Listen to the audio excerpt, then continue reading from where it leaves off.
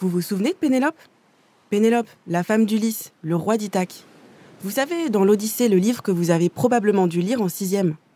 Lorsque Ulysse part faire la guerre et terrasser des monstres, eh bien Pénélope, elle l'attend.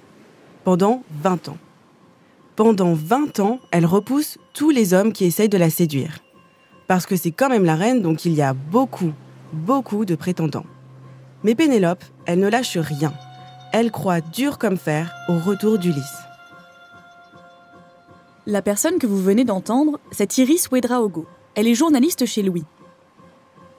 Que se serait-il passé si Pénélope ne s'était pas contentée d'attendre que son mari revienne ? Peut-être aurait-elle régné sur son royaume, conquis des terres, et que l'on se souviendrait d'elle aujourd'hui comme d'une leader hors pair. Ou elle aurait pu tout simplement se remarier et ne pas vivre toutes ces années dans la solitude. Pénélope qui n'attend pas Ulysse, c'est un scénario qui a été imaginé par plusieurs autrices féministes, comme par exemple Claribel Alegría, écrivaine nicaraguayenne et salvadorienne. Elle a inventé la lettre qu'aurait écrit Pénélope à Ulysse si elle s'était remariée au lieu d'espérer son retour.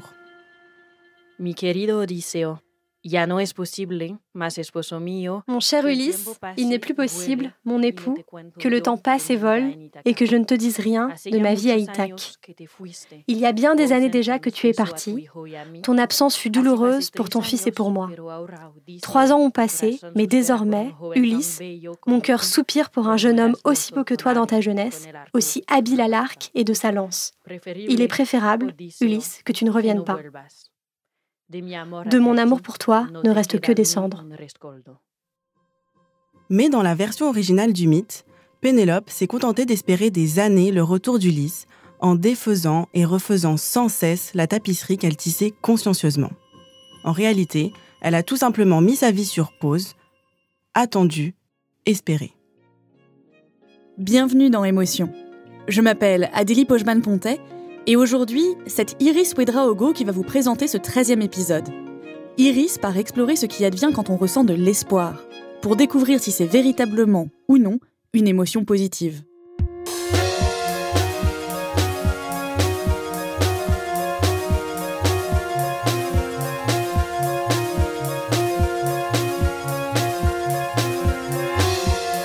Pour Jonathan Daudet, philosophe, enseignant dans un lycée de Mulhouse et administrateur de la revue d'idées en ligne Un philosophe, l'espoir, c'est ça.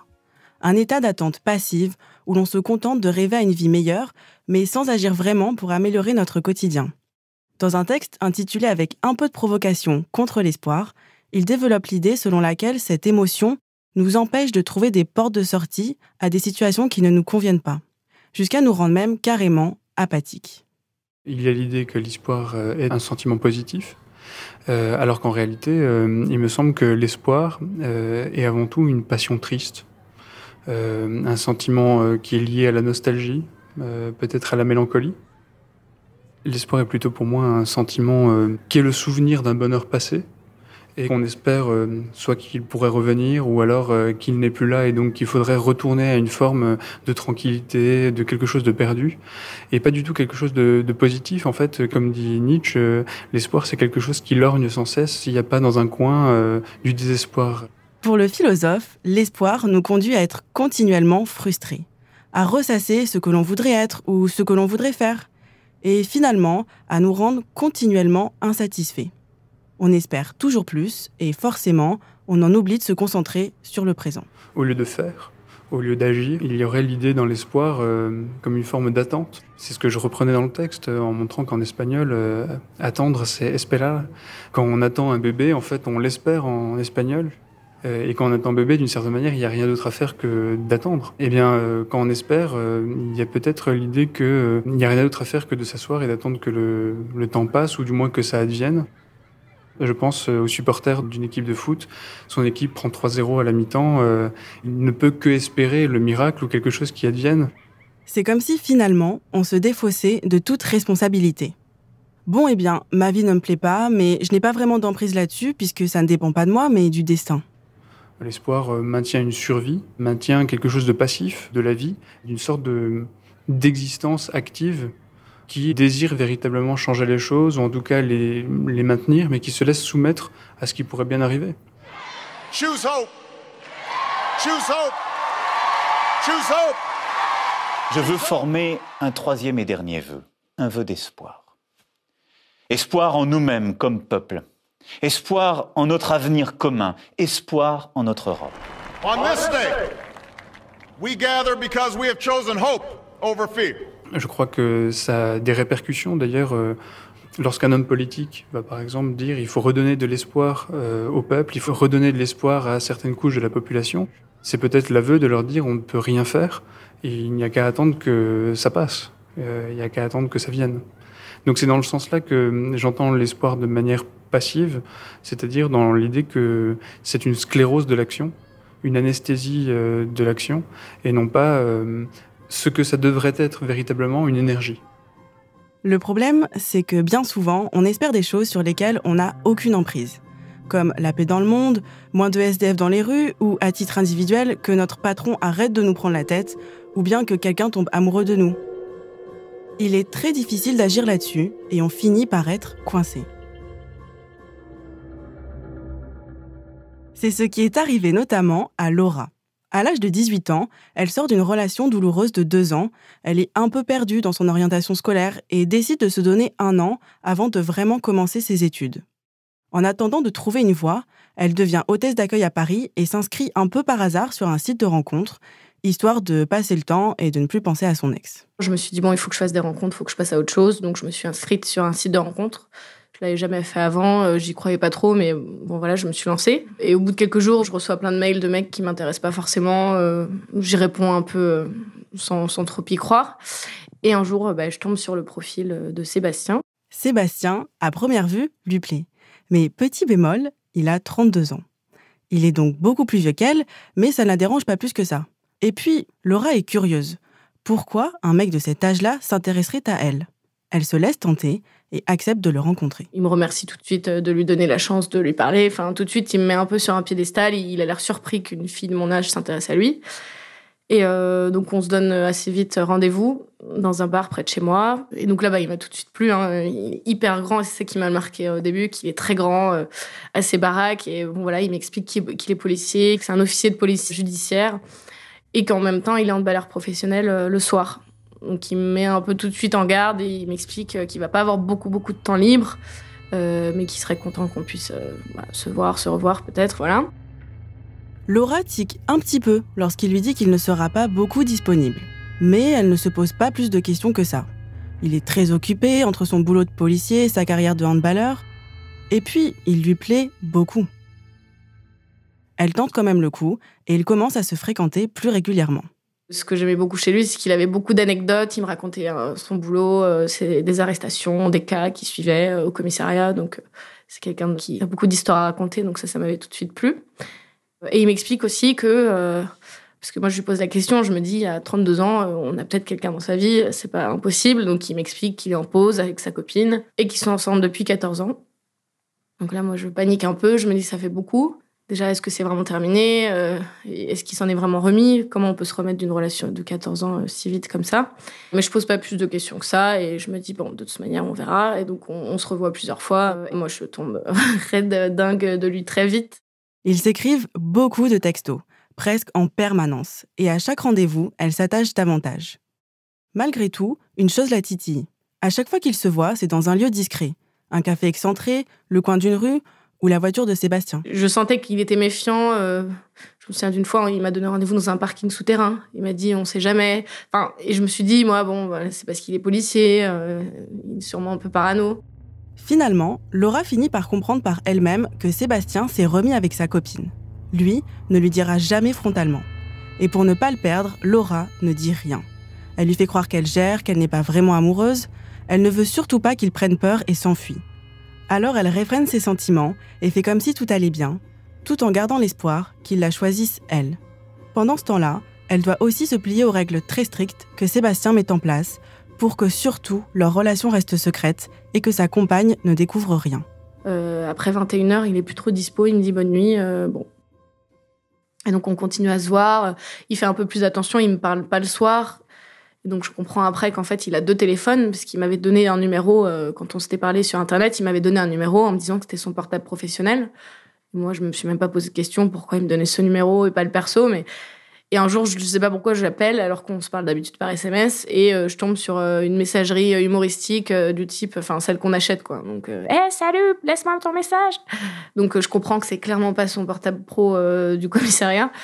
Et en fait, il m'explique que tout est bien rodé, puisque on se parle juste la journée, parce que le soir, quand il rentre chez lui, il laisse son portable dans la voiture, parce qu'il prend pas le risque que sa femme le découvre.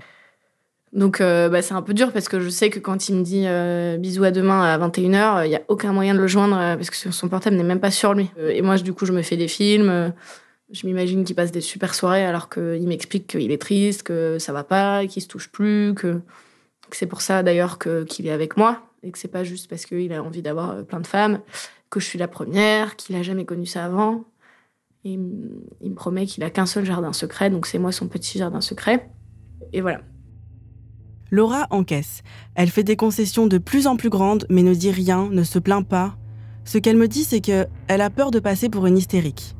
Il passe la voir 2 heures en fin de soirée, encore alcoolisée avant de rentrer chez lui, ou bien il lui accorde 10 minutes dans sa voiture. Et Laura continue d'attendre qu'il se décide et ne cesse d'espérer qu'il quitte sa compagne. Et il y a une partie de moi qui me disait, c'est pas possible, vu notre relation, il va finir par la quitter parce que c'est trop beau ce qu'on a. C'est hyper fort. Et d'un autre côté, je me disais, il peut pas la quitter. Ça fait 14 ans qu'ils sont ensemble. Ils sont en âge d'avoir des enfants, de fonder une famille. Il peut pas tout plaquer pour moi. Mais bon, ça fait 14 ans. En 14 ans, quand même, ils se sont pas engagés. Ils ont pas eu d'enfants. Donc c'est quand même qu'il y a un truc. Il me mettait toujours sur un piédestal et je me disais, bon, ça va aller. Il va finir par prendre une décision. Ça va être moi. Il va la quitter, sa vieille. Enfin, je me disais ça, en fait, à l'époque, alors qu'elle était pas vieille du tout. Mais ça devenait quand même de plus en plus compliqué pour moi d'accepter le truc et surtout de devoir tout garder en moi, de pas pouvoir lui dire à quel point j'espérais qu'il la quitte et compagnie. Et du coup, je devenais un peu chèvre, quoi. Je le suivais, je savais où ils habitaient, je sais plus comment je l'ai su, je pense qu'il a dû me le dire. De fil en aiguille, Laura se retrouve à le suivre en voiture. Elle se débrouille pour faire des rondes autour de son immeuble, essayer de l'apercevoir, et elle arrive même à observer sa copine par la fenêtre de la cuisine. Elle fait des choses qui ne lui ressemblent pas, s'invente une personnalité pour le convaincre de faire le bon choix. Ça me faisait beaucoup de mal et je me transformais, je me suis inventé une passion pour le funk puisqu'il adorait cette musique que je n'aime pas du tout. Mais je voulais tout le temps me rendre intéressante et dès qu'il me disait « Oh, elle m'énerve, elle fait ça », et moi, il fallait que je fasse l'inverse, il fallait que je sois autre chose. Dès que je faisais quelque chose, je sais pas, j'allais à une brocante, je lui disais parce que je me suis dit ça va lui plaire. Puis ça m'obsédait beaucoup et surtout j'en parlais à mes amies mais un peu de loin et elles le connaissaient pas. Donc j'avais l'impression d'être dans ma bulle avec mes problèmes, avec ce mec qui était beaucoup plus vieux que nous toutes. Puis il y avait des copines qui comprenaient pas parce qu'il était beaucoup plus âgé. Je suis passée à côté de certaines rencontres sûrement et puis je pense que, je sais pas si c'est lié mais c'est vrai que ça m'a pas donné confiance en moi et que j'ai pas eu le cran nécessaire de reprendre mes études tout de suite. J'étais un peu spectatrice de ce qui se passait aussi, quoi. Finalement, Laura arrive à se défaire de cette relation et elle décide de le quitter. Mais pendant des années, ils continuent à se parler par texto. Sébastien persiste à lui dire qu'entre eux, c'est magique, qu'il ne rencontrera jamais quelqu'un qui lui correspond autant. Il finit d'ailleurs par quitter sa femme quelque temps après le départ de Laura. Mais à ce moment-là, elle a refait sa vie, rencontré quelqu'un d'autre et trouvé sa voie. Mauvais timing. Jusqu'à ce que, enfin, 6 ans après, ils se retrouvent tous les deux célibataires et décident de retenter le coup. On en a beaucoup parlé parce qu'on a essayé de se remettre ensemble peut-être 6 ans après. Là, il y a quelques mois, en fait, quelques années. On a essayé, mais on avait trop changé, ou alors peut-être qu'on se connaissait pas assez finalement, puisqu'on passait vraiment que des petits moments. On dormait jamais ensemble, c'était des bribes d'instants comme ça. Et donc là, pour la première fois, on a eu des moments, des vrais week-ends, des vraies soirées ensemble, un peu comme un couple. On faisait des choses de couple qu'on n'avait jamais fait avant. Du coup, ça n'a pas marché parce que j'avais trop fantasmé cette relation, je pense. Mais on a quand même beaucoup parlé du passé et je lui ai dit quand même, tu sais, je t'aimais beaucoup, mais je lui ai jamais vraiment dit à quel point ça avait pu m'affecter à l'époque. À force d'imaginer ce qui aurait pu se passer, de se projeter dans un idéal, l'espoir peut nous paralyser. C'est bien ce que nous apprend l'histoire de Laura. Et c'est bien ce qu'on retrouve dans l'étymologie du mot. Espérer, du latin sperare, c'est le fait d'attendre quelque chose comme devant se réaliser. Mais ce n'est pas que ça, et ce n'est pas toujours ça. L'espoir peut aussi être quelque chose de positif et d'actif. Cela dépend de l'objet de votre espoir. Car certes, Laura espère, mais ce qu'elle espère, que Sébastien quitte sa copine, ne dépend pas d'elle. Quand vous espérez, il ne faut donc pas oublier de vous demander quel est l'objet de votre espoir. En quoi le placez-vous ? Est-ce qu'il dépend de vous? Est-ce qu'il est bon pour vous? Et est-ce qu'il est atteignable? Or, ces questions sont très importantes, elles sont centrales même. C'est alors que l'espoir peut se transformer d'une attente passive en une énergie constructive. Ces 25 dernières années, l'espoir a été de plus en plus étudié par des chercheurs qui ont commencé à s'éloigner de cette idée d'attente passive et ont découvert en quoi il pouvait être au contraire une émotion constructive et dynamique. Ils ont compris que ressentir de l'espoir pouvait aussi vous faire avancer grâce à un modèle cognitif élaboré au milieu des années 90 et que l'on appelle aujourd'hui la théorie de l'espoir. En référence à la théorie qui a été élaborée par Snyder et Lopez, qui sont deux Américains. Ça, c'est Charles Martin Crum. Chercheur en psychologie et ancien boxeur de haut niveau, il a beaucoup étudié l'espoir et notamment cette théorie. The psychologist Professor Rick Snyder developed hope theory. Une personne qui a de l'espoir, c'est une personne qui se fixe des buts, d'une part, et l'espoir est orienté quant à l'atteinte de ces buts.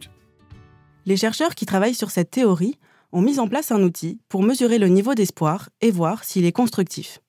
Ils utilisent un questionnaire avec 12 affirmations auxquelles les personnes interrogées peuvent plus ou moins adhérer. Si vous n'êtes pas du tout d'accord, vous mettez 1. Si vous êtes entièrement d'accord, c'est 4. Et ensuite, il y a 2 dimensions dans l'espoir. La première dimension, c'est ce qu'on appelle la composante opératoire. C'est la manière que la personne va avoir d'atteindre ses buts. Plus elle a des manières différenciées d'atteindre ses buts, plus sur cette dimension-là, elle aurait un haut niveau d'espoir. Et la seconde dimension, c'est la dimension motivationnelle. Autrement dit, l'énergie que la personne est prête à consentir pour l'atteinte de ses buts. Par conséquent, on peut avoir 3 scores dans le questionnaire qu'on utilise. Un score d'espoir global et puis ensuite un score pour chacune des 2 dimensions. Et ensuite, votre niveau d'espoir est évalué sur une échelle de 1 à 4. Si vous êtes bourré d'espoir, vous avez 4. Moi, par exemple, j'ai fait le test et j'ai un niveau d'espoir de 3 sur 4, ce qui est plutôt élevé. Et l'intérêt, c'est pas juste de savoir que c'est cool et que je suis pleine d'espoir, c'est que je peux, et vous aussi, agir dessus pour augmenter mon niveau. Et à quoi ça sert? À réussir. Parce que ces chercheurs ont établi une corrélation entre le niveau d'espoir d'un individu et son niveau de réussite. Dans le domaine sportif, une étude réalisée aux États-Unis en 1997 a permis de démontrer que les athlètes ayant un niveau d'espoir élevé sont plus performants.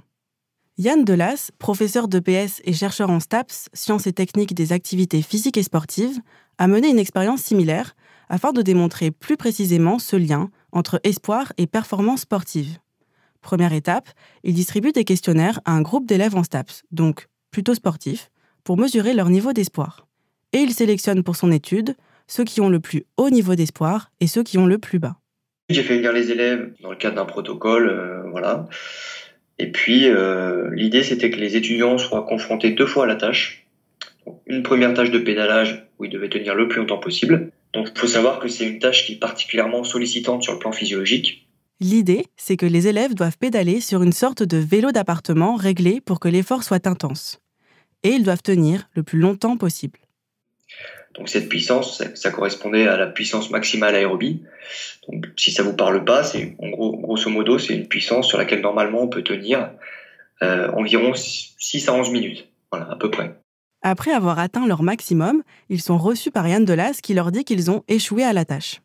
C'est-à-dire que leurs performances ne sont pas bonnes compte tenu de leur âge et de leur capacité physique. Le chercheur les met volontairement en situation d'échec et tout le monde a le même feedback, qu'ils aient un espoir faible ou élevé.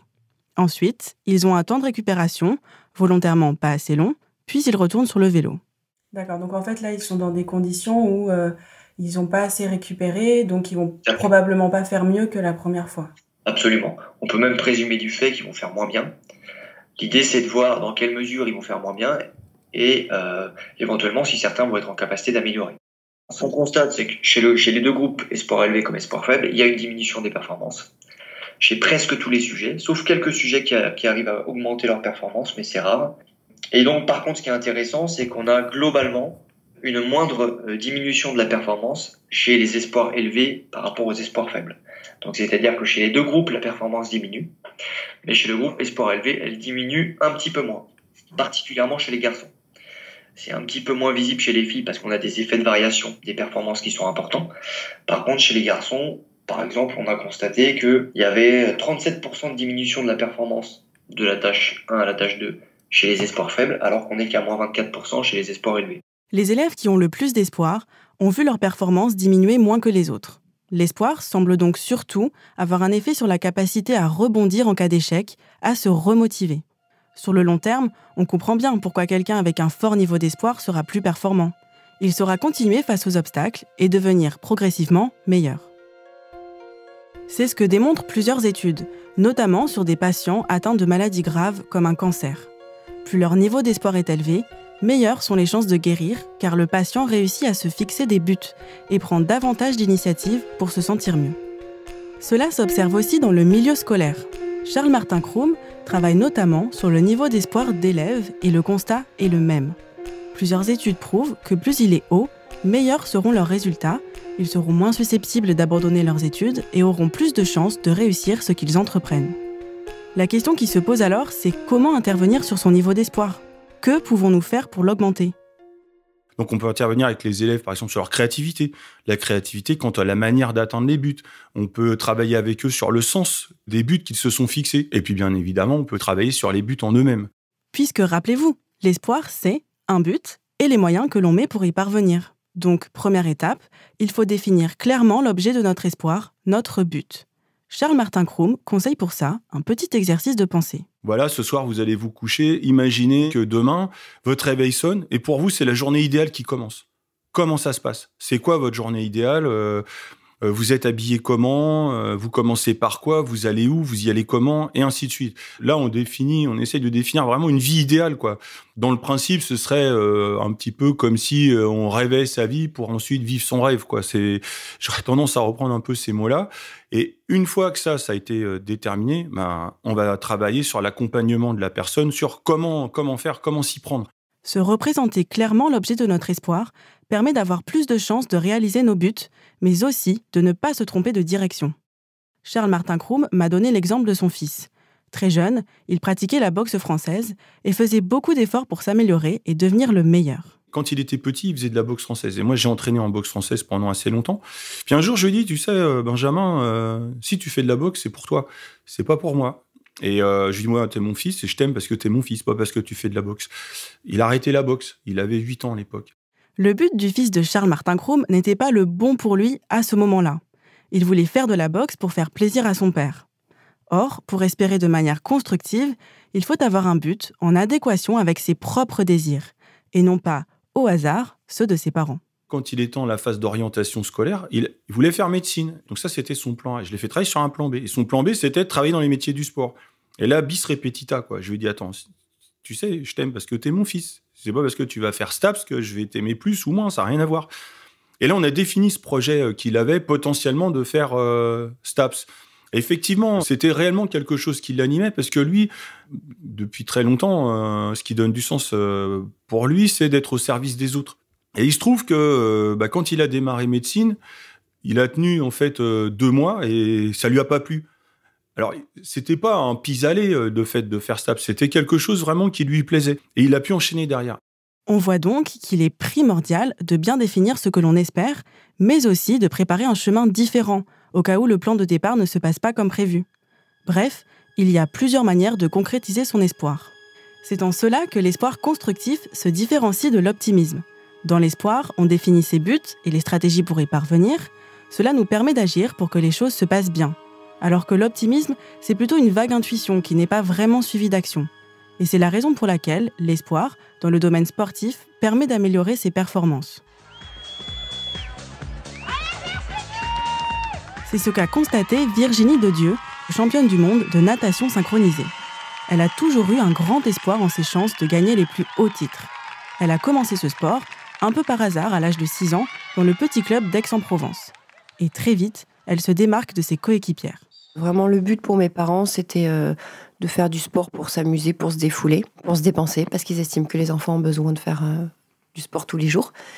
Et du coup, j'ai vraiment accroché. C'est vrai que ça a été quelque chose de très naturel, très vite. Et donc, j'ai commencé à 6 ans et demi.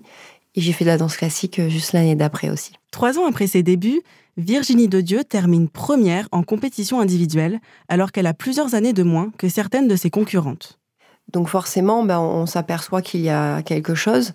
Et l'espoir, il est aussi quand on regarde les plus âgés dans mon club. Donc il se trouve qu'à ce moment-là, quand j'étais minime, il y a eu un pôle qui s'est ouvert à Aix-en-Provence. Donc on a vu des filles juniors arriver qui étaient susceptibles de rentrer en équipe de France. Donc on les regarde et on se dit mais moi je veux faire pareil ou je peux faire pareil. C'est vrai que je pense que j'ai jamais eu la notion de c'est impossible comme certaines filles. Donc c'est la possibilité d'eux, le rêve d'eux et de se dire mais c'est possible, je n'y arrive pas aujourd'hui mais je vais le faire, quoi. Donc c'est venu au fur et à mesure, personne n'y a obligé, c'est l'envie, l'exemple et le plaisir de ce sport que je trouve beau et c'est très vite pas beau quand on ne maîtrise pas. Donc forcément il faut se donner les moyens après de se dire pour arriver à faire ça, faut quand même réfléchir, savoir comment faire et travailler, quoi. On voit bien qu'à l'inverse du fils de Charles Martin Crum, qui a pratiqué la boxe très tôt pour plaire à son père, Virginie, elle, a tout de suite pris plaisir à aller à ses entraînements. Elle le faisait pour elle, avec ainsi la possibilité de créer un espoir durable et sain. Et la présence de modèles et d'exemples positifs de nageuses dans son club n'a fait que renforcer cet espoir, car elle pouvait se projeter. Virginie Dedieu vit synchro, mange synchro, dort synchro. Elle continue à aller à l'école, mais forcément, elle passe beaucoup de temps en entraînement. Résultat, elle sacrifie ses sorties, ses loisirs pour pouvoir progresser. À 15 ans, elle partait déjà en déplacement au Japon avec son équipe pour se mesurer aux meilleures nageuses de son âge. Donc je suis rentrée en équipe de France Espoir à l'âge de 93-14 ans. J'ai fait les 2 années d'après les juniors et donc j'ai été détectée pour éventuellement faire les Jeux Olympiques à Atlanta en 96. Et en effet, je suis rentrée en équipe de France à l'âge de 17 ans. Donc j'ai dû partir de chez mes parents à l'âge de 16 ans. Donc là, ça s'accélère en effet. C'est forcément un autre niveau et une concrétisation de se dire tu peux faire vraiment des grosses compétitions et des gros objectifs dans ce sport-là. C'était un objectif en soi, bien entendu, de se sélectionner sur cette équipe-là. Mais comme j'avais que 17 ans, finalement, je m'étais bien dit que ce ne serait pas les seuls et que, en dehors de faire une performance au jeu de finaliste, c'était aussi au-delà et peut-être plus tard d'avoir un jour une médaille. Donc c'était vraiment une étape, une préparation. Et voilà, je prenais les choses au fur et à mesure, ça c'était important aussi, quoi. Virginie garde bien en tête son objectif, être la meilleure et rentrer dans l'histoire. Et la première médaille olympique en duo arrive aux Jeux de Sydney. Elle a alors 21 ans et encore une fois, elle conserve cette envie de toujours aller plus loin, de collectionner les médailles. Pour se conditionner à réussir, elle élabore donc des stratégies mentales pour garder espoir. Bah oui, parce qu'on a la préparation dans l'eau, donc palpable sur le moment, mais bien sûr, on doit se mettre dans un bon état. Et la visualisation, c'est quelque chose que j'ai fait très vite et spontanément. Donc on a 2 systèmes de visualisation. C'est où on est spectateur de son programme, donc on a comme si on avait une petite caméra autour et on se regarde faire, on s'imagine faire plutôt bien, il vaut mieux. Et après, c'est dans l'autre sens, la sensation intérieure. Donc, on fait les mouvements et on a la sensation de la correction. C'est-à-dire, si on penche à gauche, il faut penser à tirer à droite. Donc ça, c'est vraiment intérieur et la sensibilité de chaque mouvement. Comme le préconise Charles Martin Crum, Virginie Dedieu visualise ses buts, les gestes parfaits qu'elle doit absolument réussir pour devenir la meilleure et remporter les plus grands titres. Et ça marche. Elle décroche la première place au championnat du monde de 2003 et tente un exploit jamais réalisé à l'époque. Enchaîner 2 titres de championne du monde. Après ce sacre, promis, elle arrête. Elle a entrepris des études en école d'architecture d'intérieur et souhaite valider son diplôme, ce qui serait incompatible avec ses entraînements quotidiens. Donc moi, j'avais vraiment programmé ça dans l'expérience aussi des autres, où je savais que j'allais avoir un manque quand même, et que en faisant mes études qui me plaisaient aussi beaucoup, je m'étais dit, tu vas pas trop avoir de manque, ça va bien se passer. Au début, la natation ne lui manque pas trop, parce qu'elle est partie avec un 2e titre de championne du monde, satisfaite de sa performance. Par ailleurs, elle valide son diplôme à Paris, décide de se réinstaller dans le sud avec son conjoint, et puis elle continue un peu à nager avec son club, organise des stages d'été en natation synchronisée pour des jeunes. Mais voilà, en voyant ses anciennes coéquipières s'entraîner, ou en coachant ses élèves, de plus en plus d'idées de chorégraphie lui viennent en tête.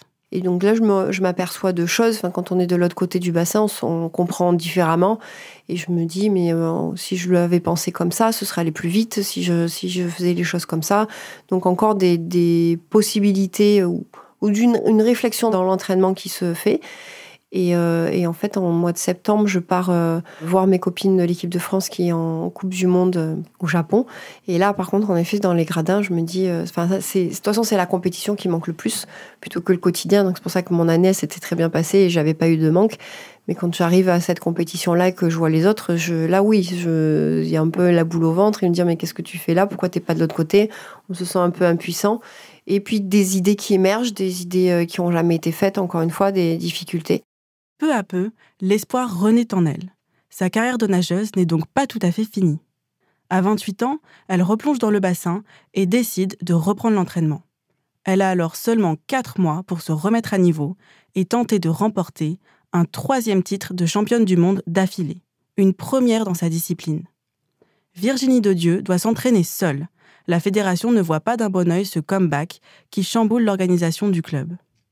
Et après, à partir du moment où on se dit « Ok, on y va », par contre, là, faut rien lâcher et l'espoir, il est forcément là parce que sinon, on n'aurait pas repris, ça sert à rien. Si on n'y croit pas, c'est le moteur. Donc, faut se donner après, par contre, à fond pour se dire j'ai décidé quelque chose et j'y vais parce que c'est pas juste, encore une fois, faire pour faire. C'est encore une étape, j'avais que 4 mois, une autre préparation et une concrétisation courte à réaliser, quoi. 5, 6, 7, 8, 1, 2, 3, 5, 6, 7, 8, 1, 2, 3, 4, 5, 6, 7, 8, 1, 2, 3. La prépa physique, je la faisais au Krebs, à côté de la salle avec le médecin qui faisait ses visites médicales, et à des moments, je faisais des grosses séances sur le rameur. C'est ce que je faisais avant, donc j'ai repris mes prépas physiques. Et c'est vrai que il y a plusieurs fois, il m'a dit que je le gênais pour le bruit, qu'il m'a demandé d'aller dehors. Donc au mois de décembre, aller dehors avec ma machine, voilà. Sachant que c'est des moments très intenses où habituellement à l'INSEP, j'avais le préparateur physique qui me poussait, qui me soutenait en tout cas, pour pas que je craque. Là, j'étais toute seule et c'est des prépas où on a envie de vomir parce qu'on se met carpette, en gros. Et du coup, là, je me suis bien dit, c'est bon, c'est les derniers et t'avais besoin de reprendre, mais ça suffit aussi, quoi. Donc c'est tout ce cheminement-là qui fait que finir bien, donc l'espoir de réussir et d'avoir un 3e titre te maintient et te guide et d'y croire forcément, même quand on arrive sur place au championnat du monde et où tout s'effondre, parce que quand on voit ses concurrentes, on se trouve la plus nulle et c'est compliqué. Le jour du championnat, Virginie Dedieu passe en avant-dernière, juste avant sa concurrente directe. C'est la pire position possible, car les jurys ont tendance à se lâcher et à donner plus facilement des 10 à la dernière qui passe. Virginie entre en scène. Elle porte un maillot noir avec des paillettes sur le torse en forme d'étoile. Pour son dernier tour de piste, elle a choisi une chanson interprétée par Maria Callas. Une manière de donner le ton, de s'imposer. En incarnant une personnalité forte, une diva pour impressionner ses concurrentes et aussi asseoir sa légitimité. Pour s'imprégner du personnage, elle est allée jusqu'à prendre des cours de théâtre. Et c'est une réussite. Elle plonge dans l'eau et réalise un sans faute, ou presque. Elle ne reçoit que des 10, sauf une note, un 9.8. Tout le reste, c'était 10 et 9,9, mais moi, je focalise sur celui-là. Et je me dis, c'est mort. Donc, pareil, dans l'esprit où je m'étais dit, prépare-toi à perdre. Là, sur le moment, je me suis dit, de toute façon, tu feras 2e. Ta performance, elle est telle qu'elle est. T'as fait quand même ce qu'il fallait. Et elle va passer. Il y a la place. C'est possible qu'elle gagne. Sa concurrente plonge à son tour. Virginie Dedieu regarde sa prestation, anxieuse. Les secondes paraissent des heures. Et finalement, c'est le soulagement. Sur l'écran du bassin, un petit 2 s'affiche à côté du nom de sa concurrente. Elle sera donc 2e et Virginie 1re. Ça y est, elle a gagné son 3e titre de championne du monde et créé l'exploit. Oui, là, forcément, ça valait le coup. En finissant comme je l'ai fait, j'aurais regretté de ne pas avoir repris, bien entendu. C'est quelque chose qu'il fallait que je fasse. Et puis, je pense que j'ai encore apporté des choses pour mon sport à ce niveau-là. Donc aucun regret. Le fait de vouloir continuer après fatigue morale, physique, donc ça m'a concrétisé que mon corps en avait besoin à ce moment-là. Mais le soulagement, après c'était une autre histoire parce que comme justement dans l'organisation, c'était encore vraiment différent des autres années où j'étais beaucoup plus fusionnelle avec mon entraîneur et là pas spécialement. Cette reprise-là, je l'ai créée plus avec mon futur mari, mon copain, et on a finalement débuté une histoire familiale avec ce programme-là. Et d'ailleurs, quand le résultat est tombé, c'était une des premières compétitions, des rares compétitions, la seule même, où les gradins étaient vraiment jusqu'en bas du bassin. Et j'ai pu courir, aller partager ma joie avec lui. C'était quelque chose d'assez fort et qui était important pour nous. Voilà. Après cette ultime victoire, elle prend définitivement sa retraite sportive. Aujourd'hui, Virginie Dodieu est architecte d'intérieur près d'Aix-en-Provence. Elle continue d'entraîner de jeunes nageuses l'été et de créer des chorégraphies pour des équipes à travers le monde. Et après, chez les jeunes, les toutes petites, de vraiment leur faire comprendre, encore plus, je trouve, dans notre période où on a Internet et on a tout de suite, et on veut cette génération-là, et on le voit dans les clubs, c'est vraiment de plus en plus compliqué à les pousser à la performance. Et malgré tout, grâce au sport, on se rend compte tout de suite qu'on ne peut pas se laisser aller et que la performance, elle est due au travail et parce qu'on y croit, parce qu'on a envie, parce qu'on a l'espoir de faire mieux, de faire ou différent ou quelque chose de nouveau, que ce soit dans n'importe quelle discipline, et sportive et professionnelle. Mais c'est de se donner les moyens parce que sinon, ça ne marche pas de toute façon. Et la performance sportive, elle nous la montre immédiatement. Le travail paie toujours à un moment donné. Et ce travail-là, il va être là si on y croit, si on avance et si on partage un espoir et un objectif. Virginie Dodieu l'a bien compris. L'espoir peut nous donner des ailes dès lors qu'on travaille pour et qu'on l'oriente dans une direction que l'on a choisie en toute connaissance de cause, que l'on sait être bonne pour nous et atteignable. Alors Pénélope, si tu nous écoutes, on pose ses aiguilles, on dit oui ou non aux prétendants, on arrête d'attendre le retour d'Ulysse et on devient maîtresse de son espoir.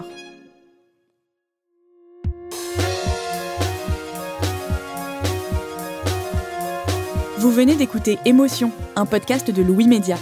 Cette émission a été réalisée par Iris Ouedraogo avec l'aide de Maud Ventura et de Maud Benakcha.